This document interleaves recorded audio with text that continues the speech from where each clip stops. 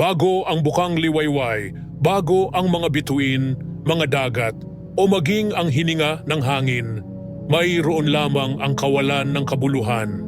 Isang kaharian ng walang katapusang kawalan, naghihintay, pananabik, para sa pagsilang ng pag-iral. Mula sa kaibuturan ng kawalang hanggan, ang isang kalooban ay nagising, isang puwersang hindi kayang unawain. Ang lumikha, ang may dala ng lahat ng buhay, ay nagsalita ng mga unang salita. Magkaroon ng buhay. Malaya ka, malayang bumuo, magmahal, mangarap.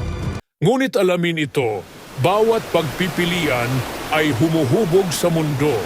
Ang liwanag ng paglikha o ang mga anino ng pagkawasak, ang kapangyarihan ay nakasalalay sa iyong mga kamay. At sa gayon, sa larawan ng banal, ang una sa sangkatauhan ay huminga.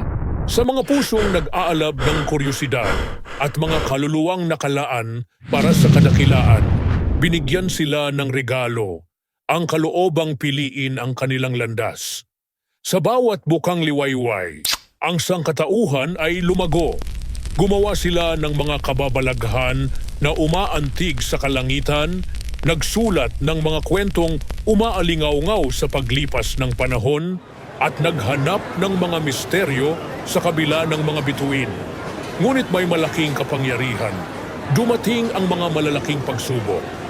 Sapagkat sa puso ng bawat kaluluwa ay may isang pagpipilian upang magtayo o magwasak. At kahit na ang kadiliman ay dumating, gayon din ang pag-asa. Sapagkat ang liwanag ng sangnilikha ay hindi kailanman mapapatay. Hanggat may mga nangangarap, mananampalataya at mga nagsusumikap para sa kabutihan, ang kwento ng Genesis ay hindi magwawakas. Kung interesado ka sa video na ganito, please I like, I follow at I subscribe para sa marami pang pag-upload ng video.